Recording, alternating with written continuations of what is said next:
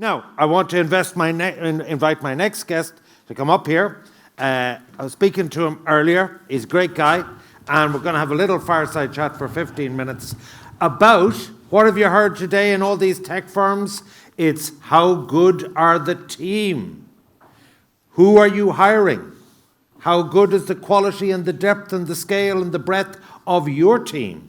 Well, if you want to hire someone who's a techie or a geek, go to the original guy here. It's a pleasure to welcome Gavin Fox, who is here representing one of our sponsors, Martinsen Mayor.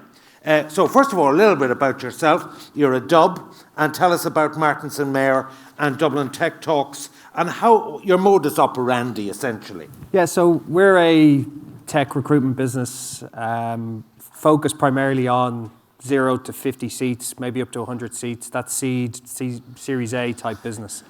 Working usually on the first team hire, that after the founding team where they've got their capital and they're looking to grow, to maybe when they've got some more money, trying to scale quickly, doing it in the right way. We work with companies quite closely, usually with founders, going that way.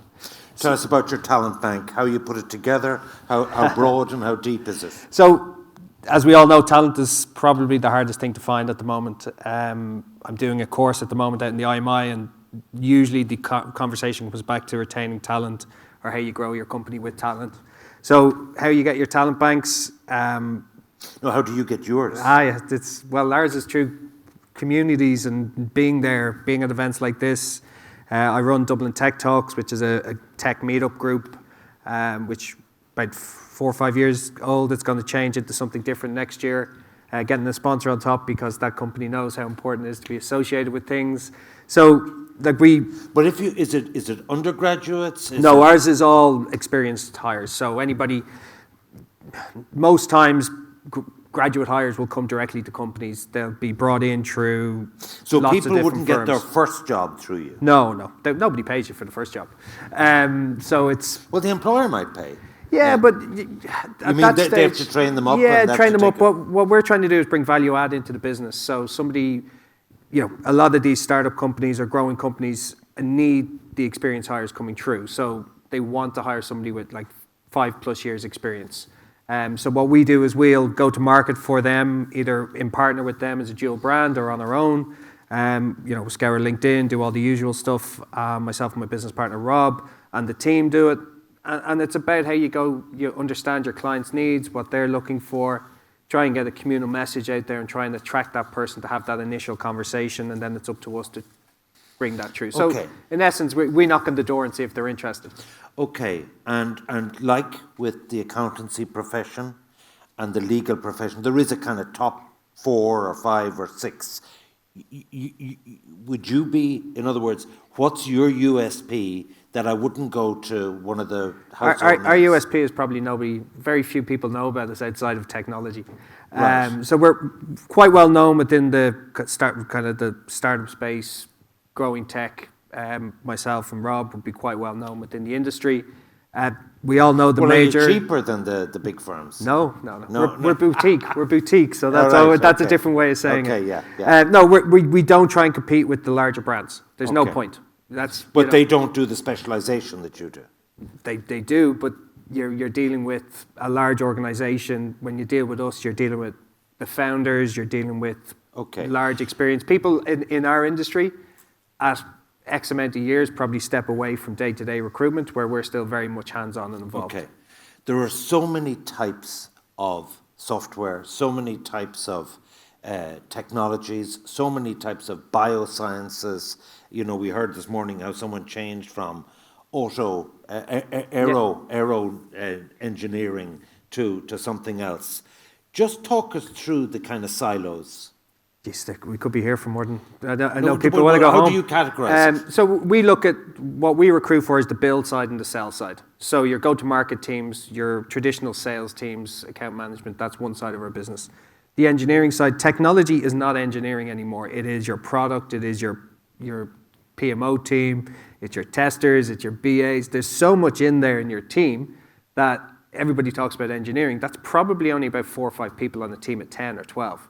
So it's about understanding how your teams are made up, and we sit down with founders. If they're non-technical, they know what they kind of have to do, maybe have an outsourced team and want to bring it back in. So we know how these things are made up, and we work very closely with them, as closely as we can, because we try and save time. Their job isn't to hire people, their job is to focus on the business and try and grow it out.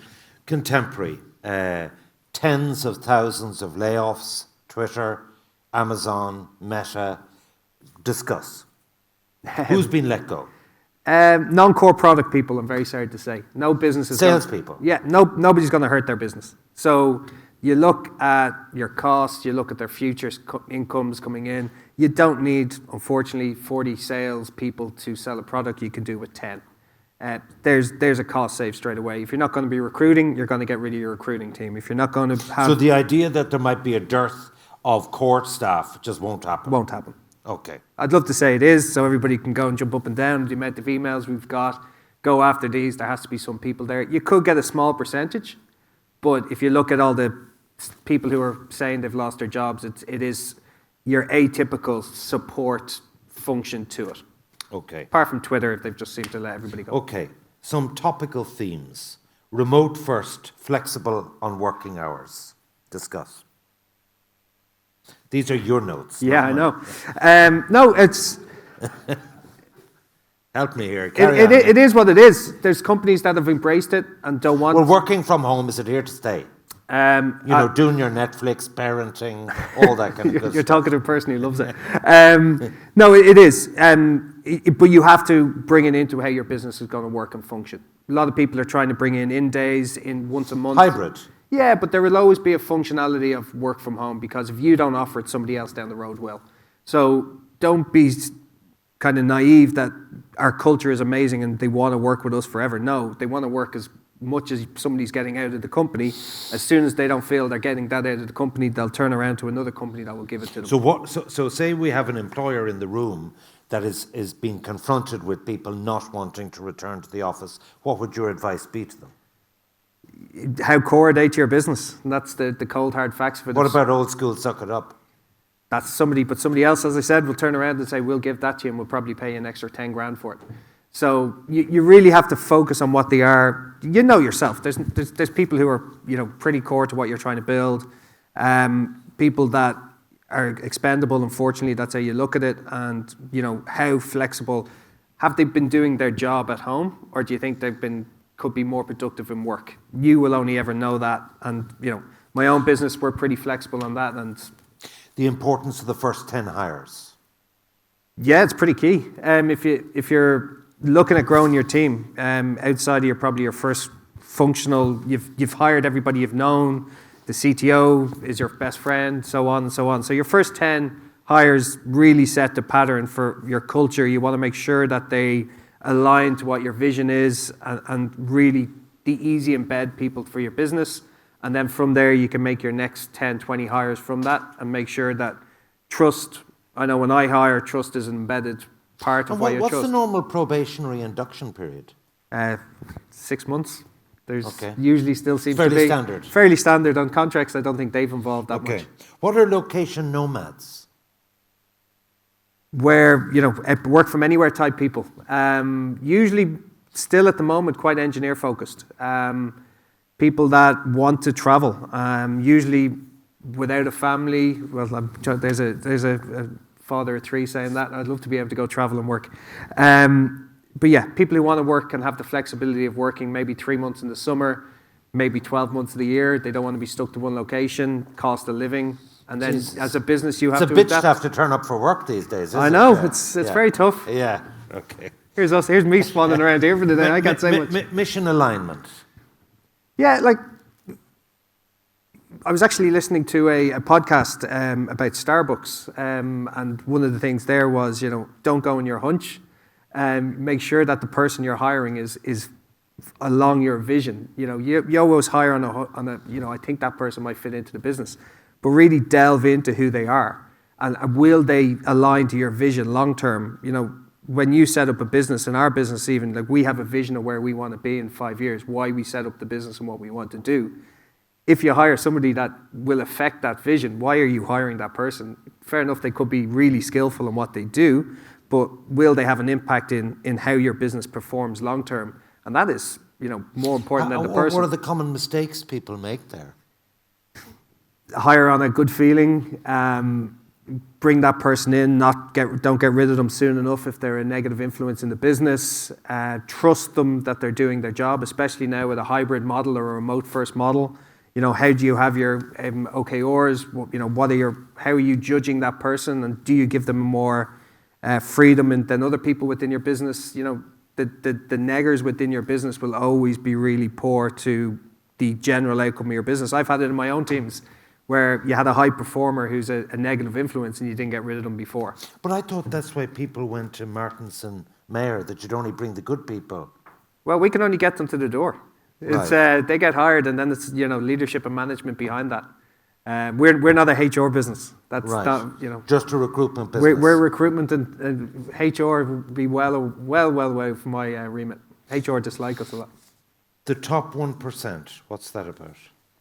A lot of people focus on the top 1%, and that's why Sorry, who is the top 1%? the perceived best people in the market. Is it the Brains Trust? Is it the CFO? Who is it? No, it's the top 1% leaving college and who've Oh, I see. Yeah, who's The left the 1%. academically. Yeah, and yeah. the top 1% college, and a lot of the big tech focus on that, but you're missing 99% of the market.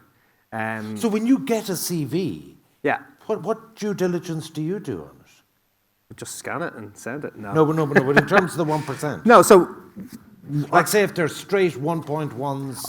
I personally dislike people who are perfect in their academic backgrounds. I look at, especially in technology, you want to see if they're communicative, if you want to, how they work in a team. If it's a small team of 10 to 20, 30 people, you can't have one person sitting in the corner. They might fit in a bigger team. So what you really want to do is have that conversation about, how communicative are they, how they work in the team, what have they done, if you speak to somebody who's got a first for their whole life, they've never done anything wrong. So you really want to figure out, what have they done, what mistake have they done? So that's really important. And we focus on that, and that's what we do the initial screening. And to a technology to a point, but apart from that, it's up to a business to figure that out. Are there any telltale signs of someone who is, an awkward geek? There's no geeks anymore. What's that? People that jump jobs every 6 months, unfortunately, that's still a telltale. People who can't have a conversation with you. If you're, you're working with these people traditionally in an office for 40 to 60 hours a week. If you can't have a conversation with them for 2 hours, can you have a cup of coffee with them? Can you have a beer with them? Can you do whatever? And if not, how enjoyable is this going to work? And a lot of businesses we work with have small teams, so you're in each other's pockets. And if you're having difficulty communicating from the outset, it's going to be difficult. But again, you might need somebody who you need for that business time to fix a problem for 2 years, and you're going to accept that as a business justification of, I need this person. He or she's brilliant at doing this, and I will accept that and understand that and tell my team that this person is maybe socially awkward or doesn't want to come out socially, but we really need that person to fulfill this bit over here. Where are you kind of on age profile, ageism? Is someone over the hill at 40?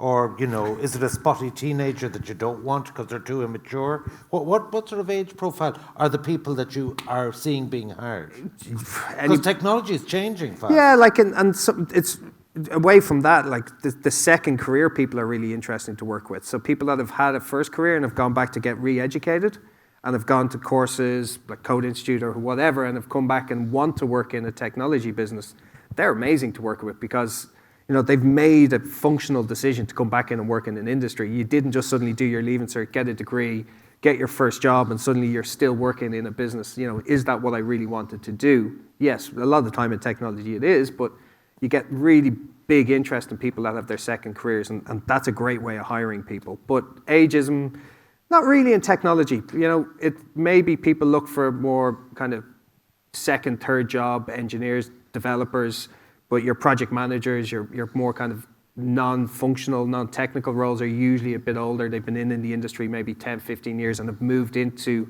that side of things and 10 years experience. They're And 25 years in the industry. What about gender parity? Still very difficult. It's a fact. There's not enough women leaving STEM subjects and leaving college. So typically, what I would say a good business would have 10 to 15% female engineers, but in a wider technology business, you're still looking at about 30, 40%. But again, if you look at different areas in technology around design, product, project management, BAs, again, that's probably more 50-50 away from your kind of core engineering, which would be, say, 80-20. And as a dad of 2 girls, I hope that changes because, and I do a lot of work with STEM and stuff like that, and it's great to see. And tell me, so this room is full of entrepreneurs, employers, CEOs and that kind of thing, and founders, but it's also full of financiers and people who provide capital. Who rings Martinsen Mayer? Is it the CEO or is it the investor saying, well, we think the most important thing is you have the right team. We're going to get We're lucky enough we get both. We have a lot of investors that have put money into a business and understand that the team has to grow, and they trust us to do that for them. So we're lucky enough. We've built up some great relationships with founders, with CFOs, with whoever who are trying to build teams. And we're realistic in what we can do and how we can help teams. But if you're going to invest money into a business, you want to try and get the best team. We try and help senior people within the team build their team, so allowing them to continue working with the business, not focused in on hiring teams. I once employed 420 people. Hard luck. Well, that was in a business handing out money, so it's difficult. What do you do for cross-validation? In which way? Well, someone worked for Paddy Power and you find there's a reason they got rid of them. You know what I mean? It's very hard. Cross-validation. Yeah. Is there any tricks of the trade No, there? it's very hard to judge. People leave businesses all the time. I personally hate taking references because they've left the job for a reason. The manager might really dislike them and try and ruin their career. I know somebody who lost a job offer because a previous manager gave them a bad reference, and you can't, imagine being that person. So you ignore cross-validation? No, you can't technically under GDPR find out anything about a person while they're through a process. And the reality is you're hiring them for your business and their business at the time. They might have done something poor in the past. Again, if it's illegal or whatever, you'd want to find out. But in the process of interviewing, you should be able to figure out if that person's right for you and your business. If you go through that process, you always make mistakes. And being able to realize a mistake early and have that conversation with somebody within 2-3 months is great, but at least you've made that decision to hire the person. You're always going to make a mistake. You can't hire 100% correctly. If you can, very good. One of the abiding memories for me of the day is the pace of change. Yeah. In terms of upskilling, what advice would you give people, what they should be doing in-house, because this technology doesn't stay in the same place? No. If you want to retain your talent, you should be upskilling them from day one. Every person coming into a business wants to know what their career is going to look like for the next 2 or 3 years. It doesn't matter what size your business is. I really, put them on courses. They're not that expensive in the end. It's going to benefit your business. But if you're hiring engineers that are experienced and they haven't gone off and upskilled, there's a question for them to ask why. But as a business leader, a business owner, 100%. I'm doing a course at the moment, and it's great. It gets your brain thinking again. But 100%, it's most big businesses, all these big tech have massive contracts with Udemy's and whoever. Put them out on courses. The more certified people you have in your business, if you're an AWS house and you have AWS certification in your house, you look better for your customers straight away. So there's a two-way street on that. Let me finish where I finished with Goodbody.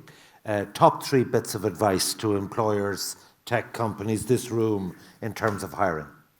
Have a strategy. Before you go to market, have a strategy.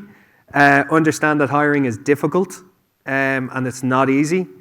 And trust your decision when you make it. And be quick about it. Don't wait around, because if you're going to be slow, somebody else is going to pick them up, even in the cooling down market that is at the moment. I can't believe it. You missed the best bit of advice. Oh, obviously you ring Gavin Fox. Yes, I'd never say that to anybody. Gavin Fox of Martinsen Mayer.